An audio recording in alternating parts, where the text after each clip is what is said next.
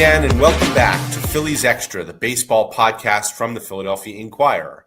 I'm Scott Lauber, and I write about the Phillies and Major League Baseball. And whether you're listening on Apple or Spotify or watching us on Inquirer.com, the Inquirer's YouTube channel, Facebook, X, or Instagram, I want to thank you, as always, for spending some of your week here with me. You wouldn't know it by the volume of transactions, or lack thereof, made so far by the Phillies, but the baseball offseason is actually in full swing. Sorry for the unintended pun. And the hot stove is about to really start blazing because in a few days, Monday, December 8th to be exact, the entire sport will gather for the winter meetings in Orlando, Florida. No, the meetings won't be held at Disney World, even though some of the rumors that we hear this time of year sound like they're straight out of Fantasyland.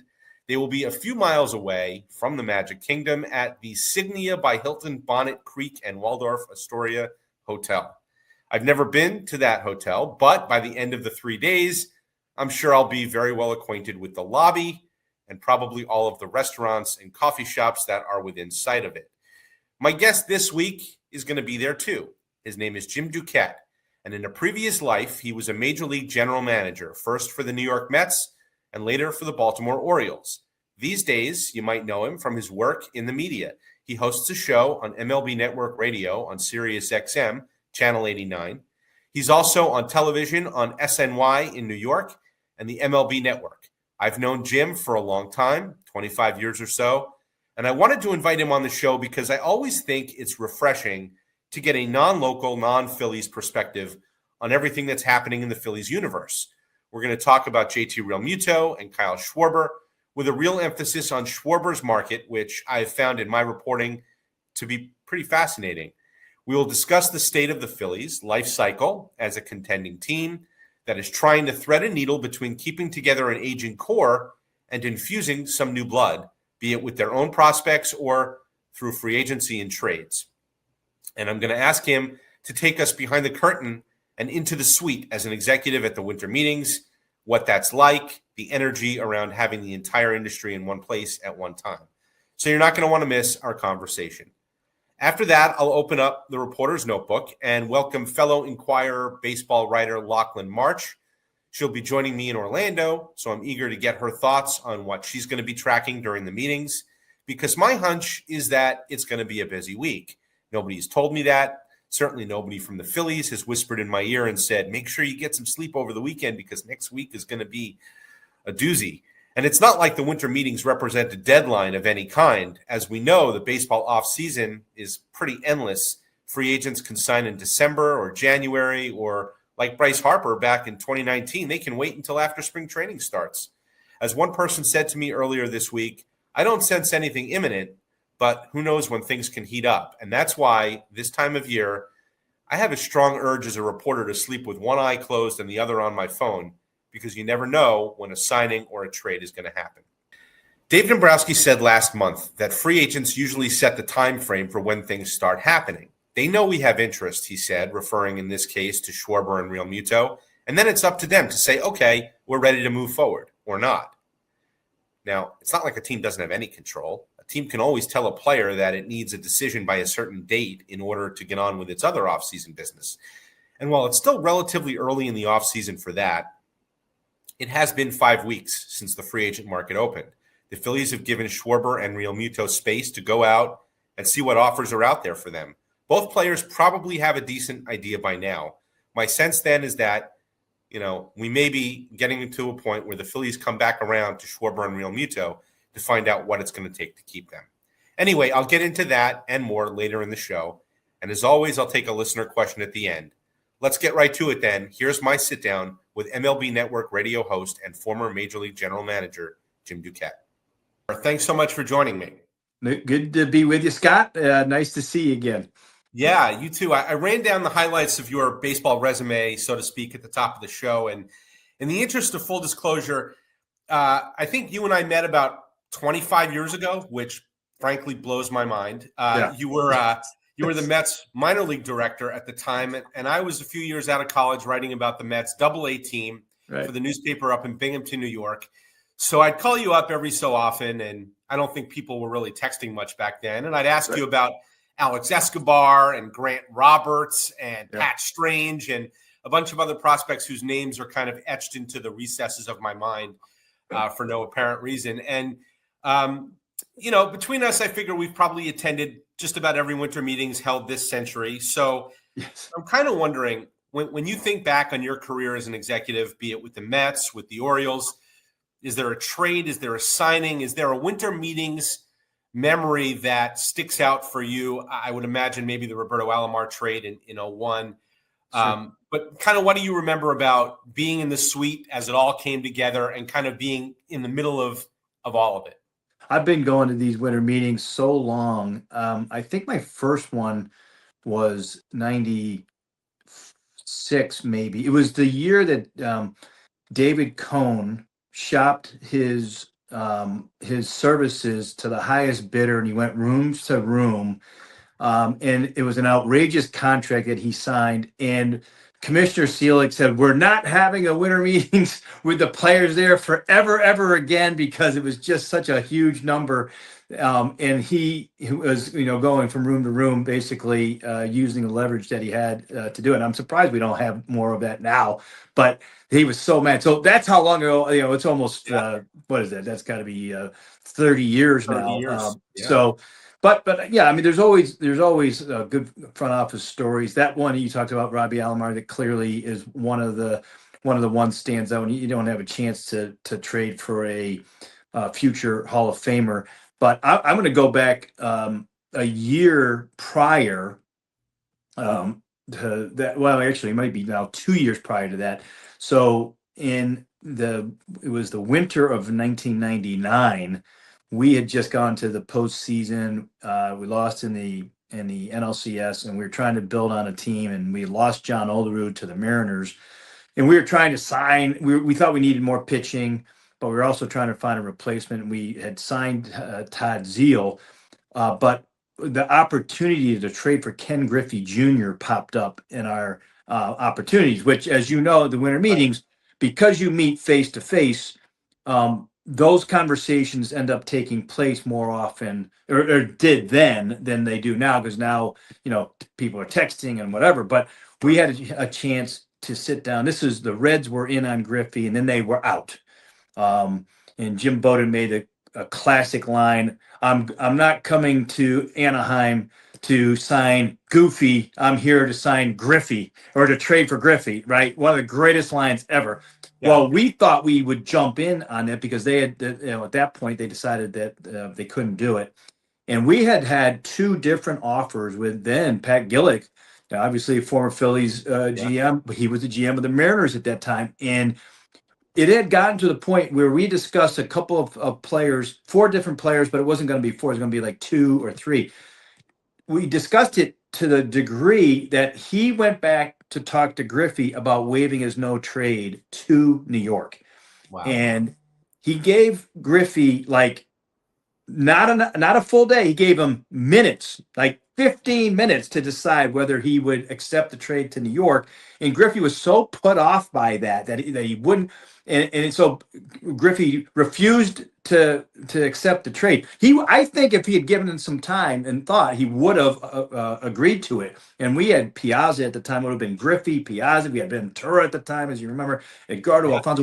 Our lineup would have been one of the best all ever, and had a couple. And Ricky Henderson was part of that team too. We would have had 3 future Hall of Famers as part of that lineup. Instead, he nixed the deal, and the same names we later traded for Mike Hampton, which ended up helping us get to the World Series. But the Ken Griffey Jr. trade, like these stories, a lot of times go untold until years later, because you don't want to disclose it in confidence. But that was one that almost happened for us, and it would have changed a lot of things for our organization with the Mets, both good and bad, because if we didn't get Mike Hampton, then when he became a free agent, we got a draft pick for for Hampton becoming a free agent. And oh, by the way, that turned into David Wright down the line. So all of these decisions that are made at the winter meetings are related to the future, both health and sometimes the demise of the organization.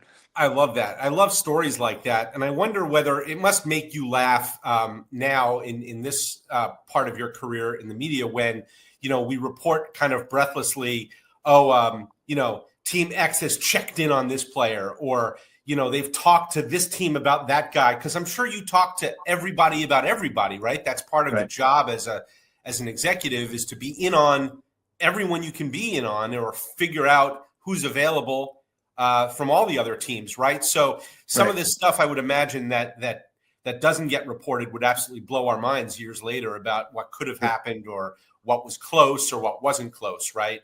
Just in terms of what goes down at these meetings.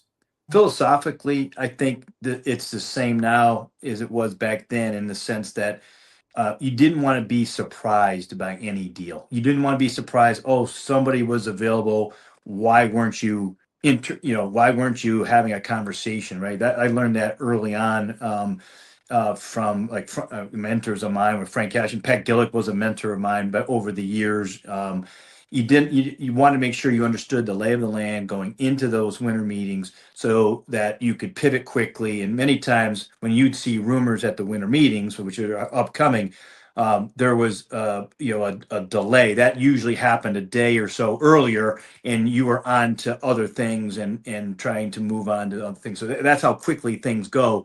And it's a little different now with the winter meetings, because of the communication that's happened ahead of time, and there are far less face-to-face meetings than there used to be 30 years ago. Yeah, one more on the meetings, and then we'll drill down on the Phillies a little bit. Because I kind of people always ask, like, what's it like at these things? And I wonder from the executive side of things, if there's a different energy when the entire industry is together in one place. Because, and I've asked a lot of GMs about this over the years, like with the advent of technology and everyone just texts everyone nowadays, do we even really need to get together as an industry and have winter meetings anymore? Or can all of this be done, remotely? And I had a GM say to me once, no, these meetings are still valuable, because if we're all there, like, it's much harder for an agent to ignore me. And to which I said, well, I'm glad that they ignore you as much as they ignore us in the media, or vice versa. Like, if I want to get a hold of another team executive, I could just go knock on his door and he's got to answer the door, versus he doesn't have to answer my text. I wonder if there's a different energy as an executive, just being all in one place. It really, a lot of it depends on the person that you talk to, because I've had those stories, and there's definitely a different energy. Like, there's nothing around, especially after the day is over, and teams are usually still in the rooms and they're congregating or having conversation. They don't get out as much to the hotel bar like they used to, where you'd have a lot of stories, and GMs, we would hold court, or there'd be conversations with a manager and he's holding court at the bars, and you're staying out to all hours of the night. And sometimes deals are consummated that way too. Those are long gone. But like, I've had conversations with other general managers when they aren't expected to do anything at the meetings, and they are just there because it's we're trying to create an atmosphere around the sport where we're having more attention brought to it in the wintertime, and they're the team that doesn't expect to do anything until January, and they're like, well, what am I doing here? This is a waste of my time, waste of energy and money from an organizational standpoint. So yeah, I think there are both sides of the coin. The teams that are active, that are kind of lining themselves up to do something in Orlando next week, and then the other teams that, it's their business as usual. Oh, we're not going to have players on the trade or the free agent market until later, after the new year is over. And so what are we doing here? Sure. All right, let's get to the Phillies. When I talk to people around the industry, kind of the overwhelming sense that I get is that, Kyle Schwarber, J.T. Realmuto, and the Phillies will all find their way back to each other at some point. Like, maybe some of that happens next week in Orlando. Schwarber and Realmuto have had 4 or 5 weeks now to kind of go out and see what they can get on the market. The Phillies have given them the space that they earned as free agents to go out there and do that. but it is getting to the point where, maybe sooner than later, the Phillies need to know where those guys stand so they can get on with their offseason. I think that's sort of where it stands in the Phillies universe right now, at least from what I've heard. Is that similar to what you're hearing? Do you sort of feel like those two guys in particular are going to find their way back to Philadelphia? I still would be very surprised if they went anywhere else, especially because we know, how good Dave Dombrowski is and how John Middleton and how good they are retaining their own players, the atmosphere, the clubhouse there that they have built. Even with all of the extra recruiting that goes on for Schwarber or Realmuto, let's just say Schwarber in particular, and he's getting enticed by his hometown team with the Reds, and I'm sure the Mets, I know, at least are kicking the tires, and he's got some good opportunities. Maybe going back to the Cubs, I know, is alluring to him at times, but it's really hard to find an atmosphere that's better than Philadelphia. When it comes to winning, when it comes to finances, comes to fan base, like everything else. And so I think the general consensus is that they're both going to go back there. And sometimes that can be and I've seen this over the years, can be kind of a ball and chain to the player, because they have a hard time, or the agent does, convincing to other teams that they really would sign somewhere else if the money was right. A lot of times the GMs are like, I'm not buying that. I'm not, I don't want to get into a bidding war with John Middleton. Pete Alonso went through that with the Mets last year. A lot of teams are like, well, yeah, okay, we're not going to get outbid by Steve Cohen. We're going to go in a different direction, and different agent, obviously, with Scott Boras. So that happens, and it does play into, I think, the market to some degree. I will say the agent's done a great job of making it look like Schwarber has multiple options, and that's what Dave and the Phillies have to sort through in terms of making their final offer and making sure that they aren't outbid, because I really think that Schwarber wants to stay there, and so too does JT, I think, in Philly. I was going to ask you what you make of the Schwarber market, because look, I think you saw this up close in New York last year with Pete Alonso, right? Power hitting, defensively challenged guy on a corner who had a qualifying offer attached to him. It didn't seem like there was a great market for Pete. And granted, Pete was coming off kind of a substandard walk year. Schwarber had about as good a walk year as anyone could have, and that's a big difference. But look, he's a full-time DH, right? And you look around at some of the bigger market teams. The Dodgers have a DH. The Yankees have a DH. George Springer in Toronto. The Blue Jays have a DH. I think the Red Sox, we know they're interested. Alex Cora, I know, loves Schwarber, but otherwise, it's been the Reds, the hometown team, right, with a natural connection there, but not a real history of spending big on free agents. The Pirates, I think John Morosi reported the Giants this week. The Mets you mentioned earlier, I'm not sure I see them as a fit because they've talked so much about run prevention, and Schwarber doesn't help you there. And if they're going to sign that type of player, it's probably going to be their own guy with Alonso, right? So I don't know. Is it me, or does it seem like maybe there's a different kind of market for this caliber hitter just because of some of the positional limitations that Schwarber has? Yeah, I agree with he's limited in a sense. Some of those teams you talked about, Dodgers in particular, Yankees, that you would say might outspend the Phillies. Mets could outspend, but if you look at them all in I'm going to do it in a collective way. They all have that DH spot kind of accounted for, at least for we'll say 3/4 of the season. You might have, let's say Springer play the outfield a third of the time or a quarter of the time, but you really don't want to. The Yankees, Stanton, they really don't want him playing in the field unless Judge is hurt. The Mets eventually, Juan Soto is going to end up being that DH at some point. Why you're not going to tie up that position. And so, I think, like, when I see Reds, are they really going to outbid the Phillies? The Cubs, they don't seem to want to spend the type of money. And they've already had Schwarber once, and by the way, they non-tendered him a contract. Does Kyle Schwarber really want to go back to the same front office too, by the way? Does he really want to go back there? And we know, by the way, Wrigley Field and left-handed hitters there, fly balls go to die. So, like, there's so many factors you look at when it's all said and done. You try to unravel each piece and each team that could be involved with Kyle Schwarber and should be. It still kind of comes back to what we were talking about earlier with the Phillies. And again, are they really going to get outbid by any of those other teams that need Schwarber as a hitter? I just find it hard to believe.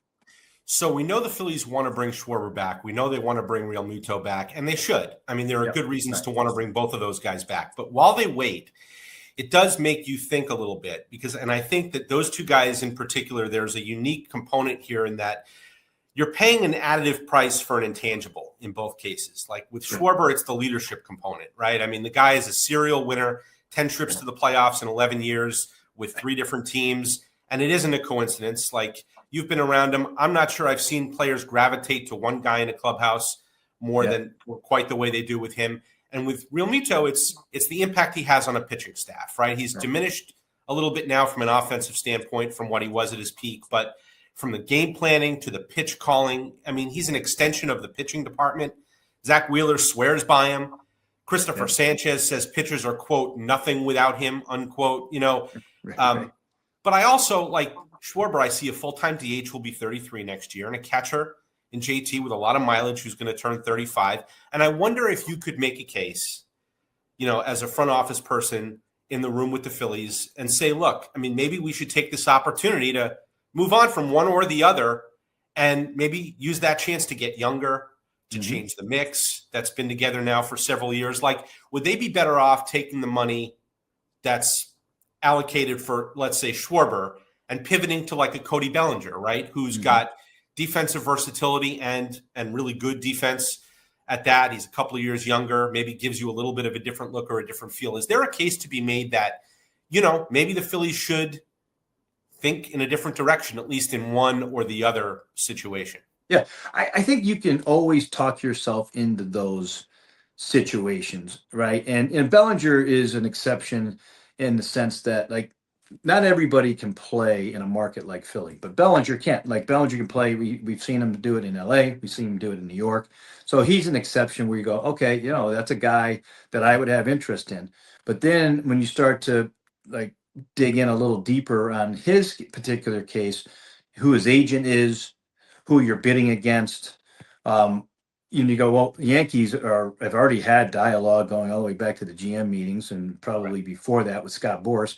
And if you're sitting there and you're going, well, geez, I know Schwarber wants to come back here. We know him. We know his fit. Like you mentioned, all the intangibles there too. Just speaking on that front, and that you can make a decision on that here soon. I think Bellinger would be a guy that you say, well, I'd have interest if we don't get Schwarber.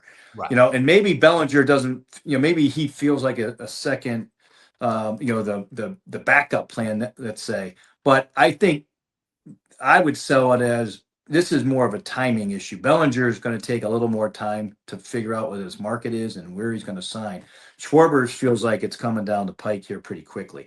You know, Realmuto is a little different because, you know, it's hard to find good catching. It's hard to find good game coloring guy. You know, it's even with his, even as he starts to scale back and maybe Marchand gets more at bats, or maybe there's another guy down the road in the pipeline you want to get more at bats.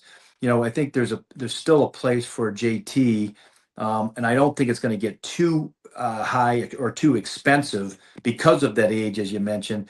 So I feel like when you're identifying, you know, you might you have a savings in other areas, right? You might decide to move Marsh, or you might decide to move Bohm, or not re-sign Suarez. You know, I think there are other choices. If I was in the Phillies' shoes, and it seems like they're looking at that, they would kind of choose alternatives. But I think the number 1A and number 1B options for them is how I would do it if I were in their shoes too. Like, I feel like you got to have Schwarber back, and you really got to try to do everything you can to keep JT as well.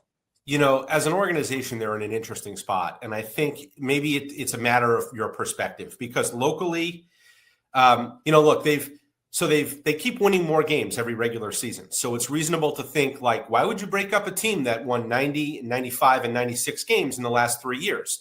Right. I think locally we have a tendency to look more at what's happened in the postseason. They've backslid a little bit each year.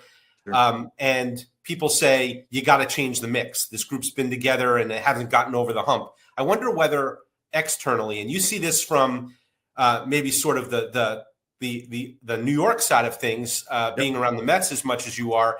I wonder if you look at it and do you lean more one way or the other, and you say, well, why would anyone want to change this group? They've been so successful over the years. Or do you say, well, hey, maybe you take several whacks at it and you don't come up big in October, and it is time to make a bigger change? Yeah, it's so fascinating, this conversation, because getting there is really hard to do, and improving in the season each year and having more wins than a regular season is really hard to do. What the Phillies have accomplished is really, really difficult. But like you mentioned, the expectation is to win a World Series during the stretch, and it's been a while. And I think I'll use the Mets and Braves as an example when I was coming up in the front office. But the Atlanta Braves went through that long stretch of winning the National League East, and you saw it when you were covering our system. And they won one World Series during that stretch, and it was 12 straight, I think it was, NL East, and I might be off by a year numbers wise, but nonetheless, if you go back, and John Schuerholz was a Hall of Fame general manager, and Dave Dombrowski is going to be when he decides to retire. Like, the alternative for them, and I've had many chances to talk to John over the years now, they changed out their roster sometimes 10% of each year. There was 10% of the roster that was gone, but they kept their core together, and they understood they had a really good thing, and they were going to take their chances of winning, in the World Series as they got deeper in the postseason. You just don't take that for granted. It's a different season. It's a different animal, right? We've seen that. You've seen that plenty there too. I think what you want to make sure is you don't make such wholesale changes that you forget who you are. You lose your core, and you take that winning during the regular season for granted. You can always make an adjustment in the postseason to maybe build your team in two different ways. Focus on getting there, but at the deadline, okay, like they did. I thought the trade they made for Duran was an amazing trade, right? Yeah. Came at a huge cost, but I thought, geez, that is going to be the difference for them to get to the World Series. It didn't work out that way, but there are ways to we'll call fix your team or adjust your team in August that the Phillies have opportunities to do, the Mets, the Dodgers, that some of these other teams don't, because they're willing to take on salary, or they're willing to kind of go all in with prospects, whatever it is. So I'm of the feeling that the Phillies, I would be careful how many adjustments you make with that team. There's maybe a couple that you are obvious ones that you maybe are going to move. Castellanos is likely going to be gone as an example, but I don't subscribe, where I've seen plenty of people there in and around Philly that say you need to break up this team. I don't subscribe to that yet, because I don't think we've seen quite the decline yet overall, when you look at this group overall. Yeah, I think I'm with you on that. And I think you've got to be careful. And I also think there's something to be said for having a team that gets a shot every year, right? You've taken 4 consecutive cracks at it. And I know they feel like, they lost to the Dodgers in 4, but those 3 losses, they were a play away from maybe having a different outcome in each of those games. It wasn't like they got blown out. So I do kind of agree with you. And I think it's going to be important for them as they go forward here, more so than maybe what they do in the offseason, that, they're young guys that they're going to bring along. Justin Crawford, Andrew Painter, Aiden Miller are really good, because that's your next, that's how you stay, that you keep the roster fresh, right? Is that you bring in that next group of guys internally to sort of supplement the guys who are aging at the top of the roster. So I think that's important for them. Right. Maybe we can wrap it up with this. I was trying to find a trade that you and Dave Dombrowski maybe got together on back in the day. And I don't know that there was one for you as a GM, but you were with Steve Phillips when he makes the Piazza trade, right? With Florida and things like that. I wonder, I know it was a while ago now, but I wonder what you remember about sort of like dealing with Dave in terms of his style, his approach. A lot of executives have told me he's very direct, very straightforward. There's not a whole lot of beating around the bush. You kind of know where you stand. What do you remember, I guess, about, working with him on potential deals and, again, the deals that didn't happen that might have been discussed? Yeah. So not only was I there when we traded for Piazza from Dave, but the winter before we traded got Al Leiter from Dave, and So those were they were back to back basically, right? Al was in the winter time as they were breaking up their World Series team, and then Piazza as they got him in the summer. And so, I had two really good, basically examples of what you exactly said. He was very direct.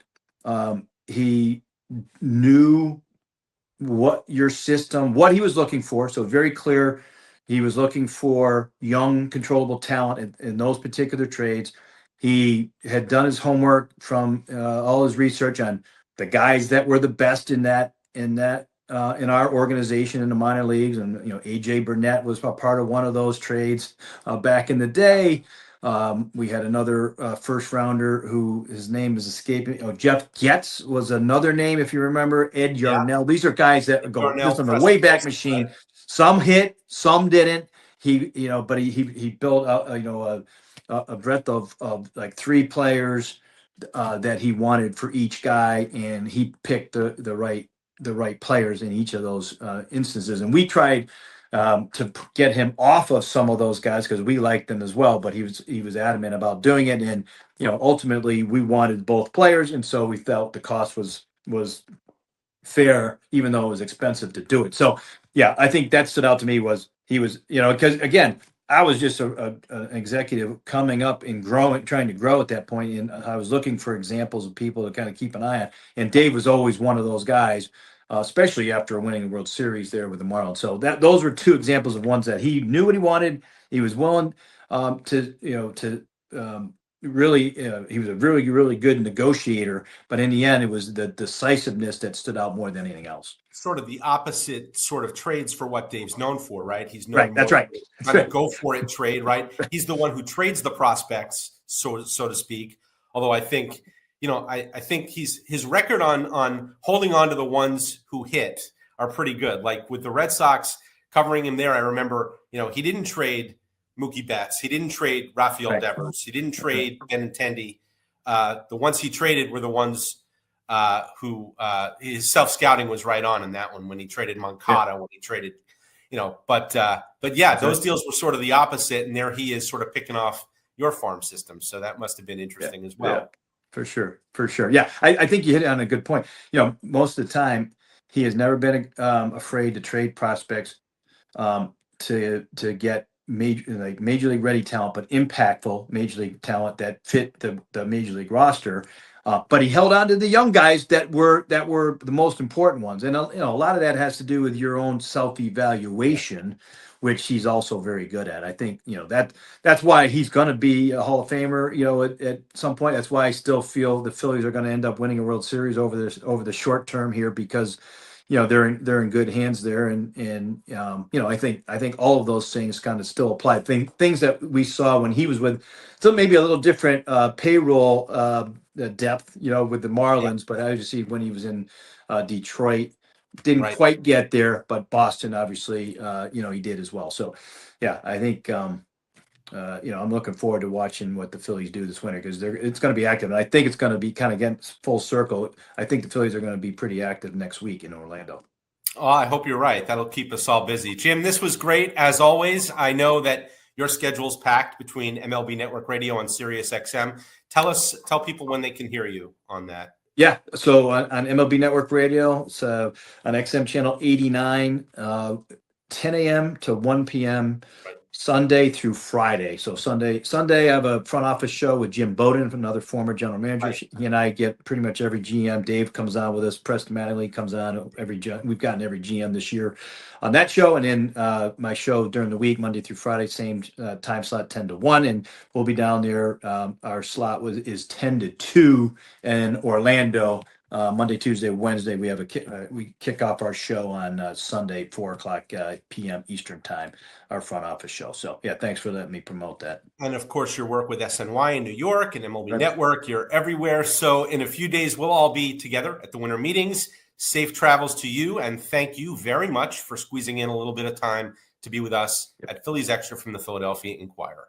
Appreciate it. We'll see you soon. I want to thank Jim Duquette again for joining me this week.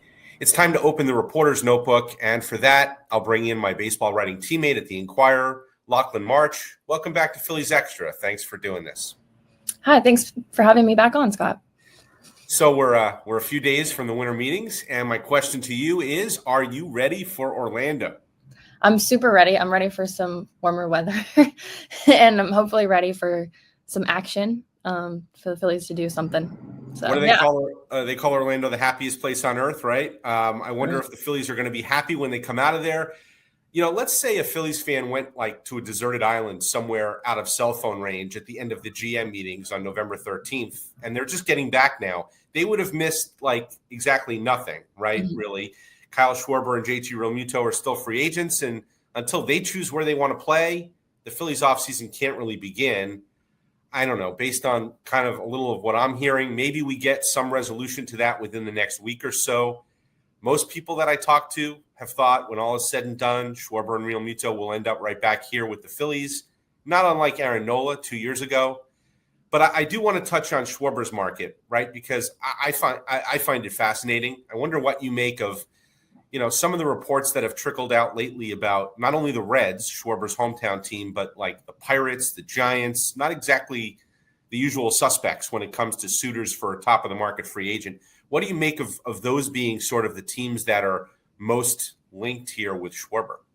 Well, I would say I totally expected the Reds to be in the conversation, especially when I was in Cincinnati. There was talk about that. And they brought out every family member of his, right, for a first pitch. There were some wrong reports that he was getting the key to the city and stuff. I didn't go quite that far, but they did. His dad is involved in the community and he got a community award. And I think it was just kind of a happy accident that it happened to be, when the Phillies were in town, that they honored him for that. And he threw out the first pitch to his son, which you never really see the visiting team catch the ceremonial first pitch, but it just sort of happened that way. And I think maybe they saved it so that he would be there. And yeah, it's shows some goodwill, but I think people really, it was overblown a bit, I think, but again, it's pretty that's his hometown or close to it. So it would make sense that there would be mutual interest there. But yeah, I think the teams in general are kind of interesting. They're not that big of market teams. They don't really are known for spending a ton. So I don't know if that might make Phillies fans feel a bit better about it, that they think that the Phillies can probably outbid those suitors. But I do think it's interesting to hear these reports trickle out.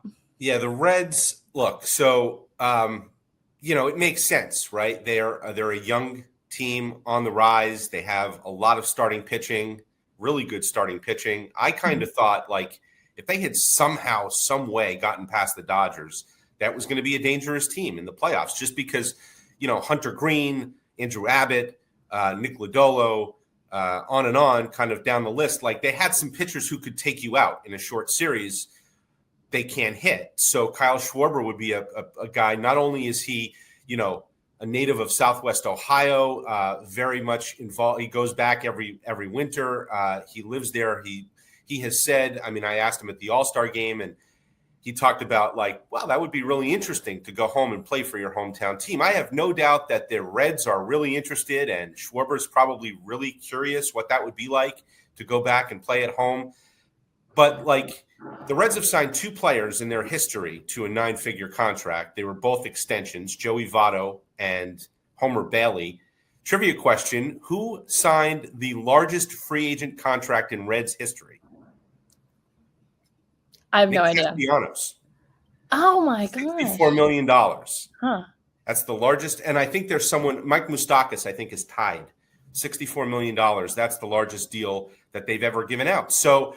Not to say that there's not a time for a first, but yeah, I think if the Reds are the ones with the best offer, the Phillies will beat that. If the Pirates come in with an offer, the Phillies will beat that. So I don't know about you, but the rumor that really, the report that really kind of got my attention this week was the Mets, maybe in the mix, I think was the phrasing. I think it was John Heyman.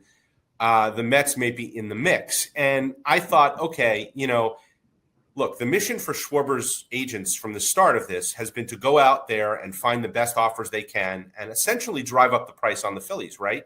Well, this market doesn't include the Dodgers because they have Shohei Ohtani. It doesn't include the Yankees because they have Giancarlo Stanton.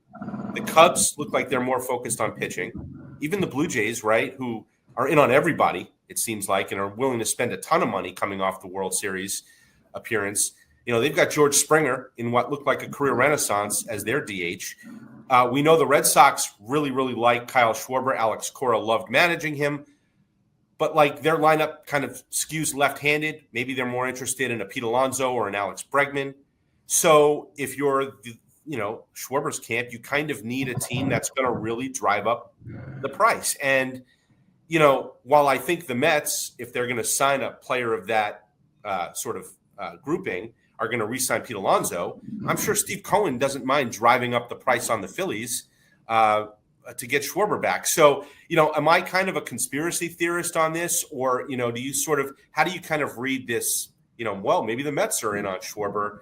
Do you think it's real, or do you think it's maybe a play on both the parts of the agent and the chief rival to kind of drive the price up a little bit on the Phillies? No, I think you kind of convinced me. Like, I think it makes sense that Steve Cohen would do something like that.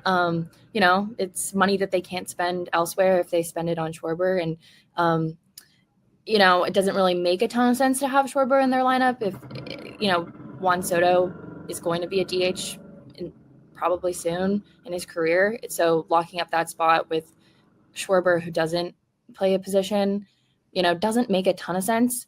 And if you're looking for a bat like that, why not just keep Pete Alonso, try to get him back, and focus your attention there as opposed to, trying to get Schwarber. I do know that if Schwarber ended up in a Mets uniform, I think Phillies fans would go insane. So maybe they should hope that it's a conspiracy theory. Well, I wonder whether the Phillies pivot in that case would be to Pete Alonso. That would be interesting. How wild would that be if they just essentially trade those two guys? Yeah. That would be, the rivalry would just, take another level. So yeah. I mean, and look, they've circled each other in the past. Like I remember the offseason, the last time that J.T. Realmuto was a free agent and the Mets, everyone thought J.T. was going to go to the Mets.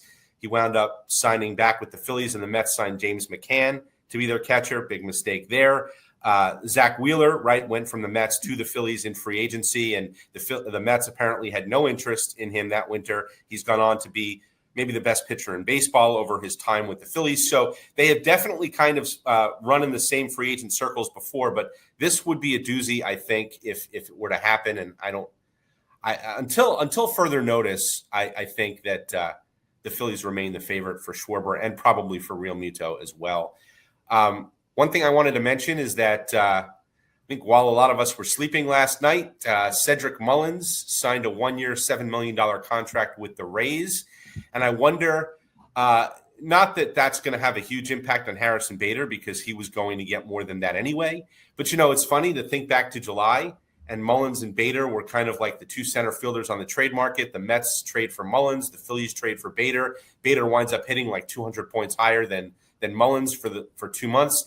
And it's going to pay off pretty big for Bader, who's going to get a multi-year deal, I think, for quite a bit more than $7 million a year. But I wonder if you think, does Bader get maybe twice that in both years and dollars in terms of like if Mullins got 1 year and $7 million, does Bader get 2 years and 28, 14 per year? I mean, I guess the market for Bader just keeps going up, right? Yeah, I mean, I think it would be at least twice that, just based on, the kind of the career year that he had. I would think that he would want more than 2 years if he could get it. Because, just based on his performance, especially towards the end of the year, I think he can make a case for it. And yeah, I think it is interesting to see how that's going to shake out, because we haven't seen too many outfielders sign yet. So I think the question we're going to be asking if they re-sign Schwarber, if they re-sign Realmuto, is what's next, right? Do they still have any money to do Bader, right? Or do they have, any money in free agency, or is their next move a trade? And you kind of delved into the trade possibilities a little bit. I think we all love doing that this time of year and, sort of playing GM and seeing like, hey, can we line up a deal that makes sense for them? And a couple of the names that have, popped up recently, Ketel Marte, Byron Buxton, who Again, I'm watching closely with the Twins because if they decide to trade one of their pitchers, he might decide to waive his no trade clause. Do the Phillies, do you think if it goes the way we all think it will, is a trade kind of the next avenue that we're all looking at? I think a trade makes sense. And I think my main takeaway from writing that story where I came up with some mock trades is that I never want to be a GM because it was really difficult. But yeah, I mean, it's hard to gauge it and see, like, match up, like, what the Phillies need and what they can afford to give up, which isn't really a lot, especially from their farm system, to what another team, might be willing to part with and what they might be interested in. I think when I was doing that story, I think one of the prospects or the targets that I was, this would be cool, was Harry Ford, who's the top catching prospect for the Seattle Mariners, who was obviously blocked in their system by Cal Raleigh. So he's kind of on the block, I would say. And, the Phillies, even if they do sign J.T. Realmuto, I know they have Stubbs and Marchand under contract next year, but, there's question marks as to who will be the backup and, like, the long-term future of the position. And someone like a young guy like that, bringing him into the fold somehow, I think would address a need and, make the team younger as well, which is something that Dombrowski talked about. But yeah, I think the price for him obviously is going to be really high because he's one of their top prospects, and they need a third baseman. But can Alec Boehm get it done with what else would be needed in that package? I'm not sure. So that's why I'm not a GM, but that's like kind of like what I was thinking when I was doing that. You could really go down the rabbit hole on these things. So Alec Boehm is someone who the Phillies could trade if they want to maybe shake it up a little bit, change the mix. He's going to be a free agent after next year. The Houston Astros have a center fielder in Jake Myers, who they now seem to think is a candidate to potentially move, or people around the league think is a candidate to move. But the Astros are looking for pitching. The Phillies don't really line up in that way in terms of having, extra pitching to trade. You wonder whether you could get a third team involved, right? Could the Pirates trade a Mitch Keller? These are all guys who salary-wise, contract-wise, maybe are all in the same grouping. I do think this, though. I think that, whereas the Phillies have traded some of their, I call them second tier because they're below Painter, Crawford, Miller. They've traded Eduardo Taiit and Starlin Caba within the last 12 months. They've traded Mick Abel within the last 12 months. I do think if they make a trade, it's going to be maybe someone off the big league roster this time instead, whether it's Boehm, one of the lefty relievers like Matt Strahm. I keep thinking about that press conference where Dave Dombrowski just sort of volunteered the information that, because Strahm had said something after the last game about, boy, I wish we had done more pitcher fielding practice. And Dombrowski said, well, we did, but Strahm just didn't want to do it. That was nobody knew that. Nobody asked about that. That certainly sounded like a bit of a swipe at him. And I wonder whether, okay, they now have Alvarado back. They have Banks, whether Matt Strahm's a guy who could go somewhere in a trade. Not that you'd get a ton back, but he's a piece that could go. I wonder whether this time around, if they make a trade, we see it as a subtraction from the big league roster in order to add in another area of the big league roster.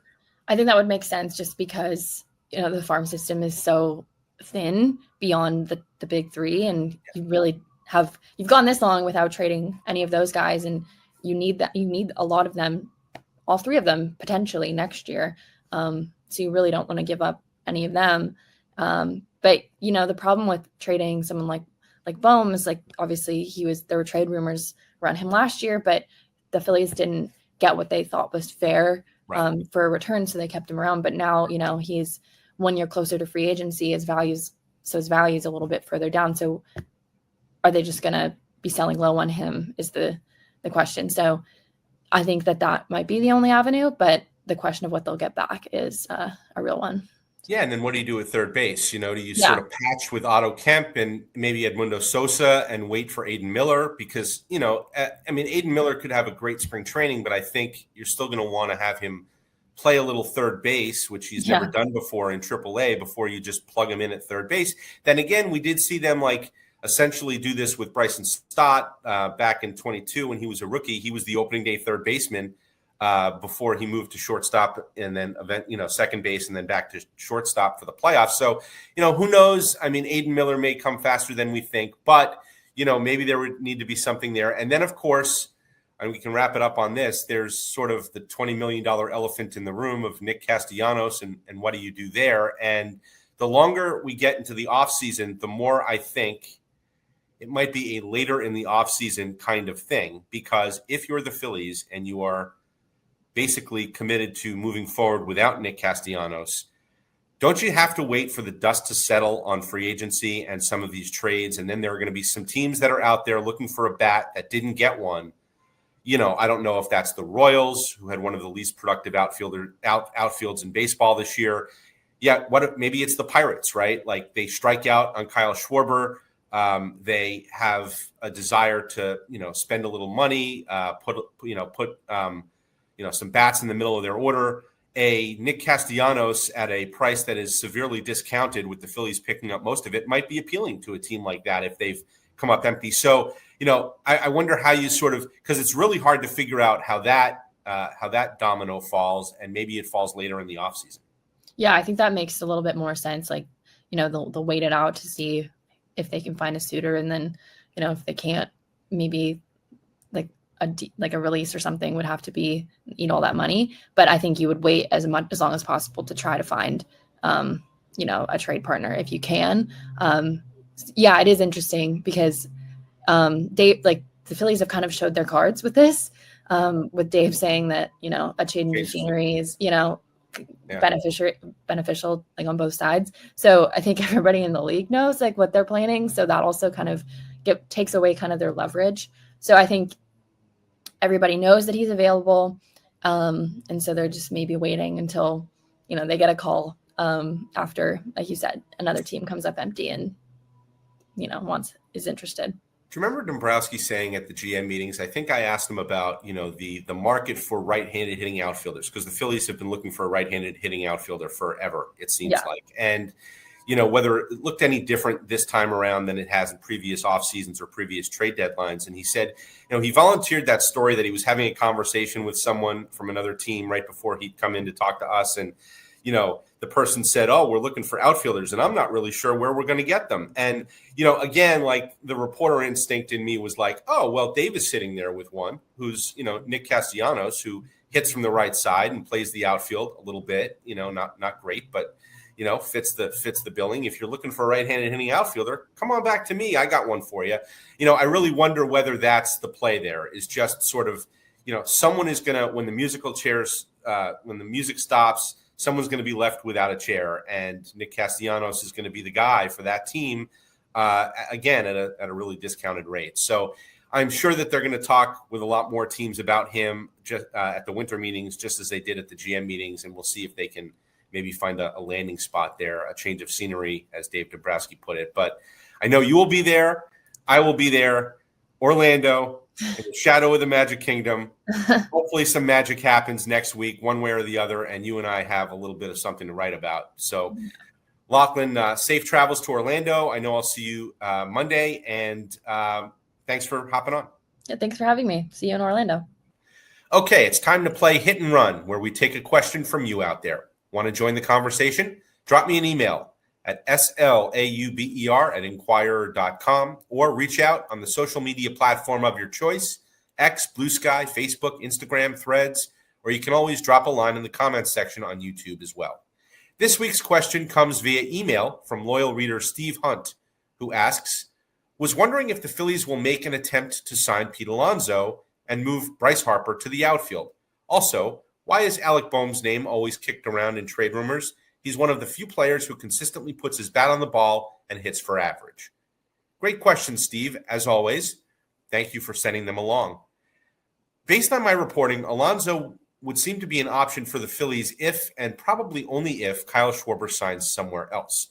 Schwarber and Alonso are pretty close to mirror image free agents in the sense that they're the best pure sluggers on the market, Schwarber from the left side, Alonso from the right, but they have defensive limitations.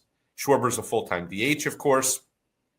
Alonso is a poor defender at first base, and his future is likely as a DH. And they're probably going to sign relatively similar contracts. Schwarber is a couple of years older than Alonso, but the leadership component gives him an additive value that might supersede the age difference. Anyway, the Phillies clearly prefer Schwarber, but could easily pivot to Alonso if necessary. As for the second part of your question, moving Harper to the outfield, well, I've thought for 2 years now that it makes sense to move Harper back to right field, just given the relative scarcity of really good corner outfield bats. But anytime that I or anyone else asks Dave Dombrowski about it, and he gets asked about it at least 4 or 5 times a year, he says the Phillies want to keep Harper at first base at this point in his career. And to be fair, Harper has told me and others that he's willing to move back to the outfield, but probably only temporarily. Like if the Phillies were able to make a deadline trade to add offense at first base for the final 2 months of a season. But I don't get the sense that Harper at age 33 is especially interested in a long-term move to go run around the outfield again. And besides, he's actually an excellent first baseman. Thanks again, Steve, for the question. We'll leave it there for this week and tell you that all past episodes of Phillies Extra are available by going to Inquirer.com and clicking on the Inquirer Live tab or on the Inquirer's YouTube and Facebook pages. That's an easy way to catch up on any shows that you've missed. You can also listen to this episode and most others on Spotify and Apple Podcasts. And while you're there, please give us a follow and rate and review us. Thanks again to my guest, Jim Duquette, of course. Thanks to Lachlan March. And thanks, as always, to our producer, Mariam Akraz, for helping us piece this all together, and to John Roberts for his help this week as well. Most of all, thanks so much to you out there for listening, watching, and, of course, reading the Philadelphia Inquirer. We'll see you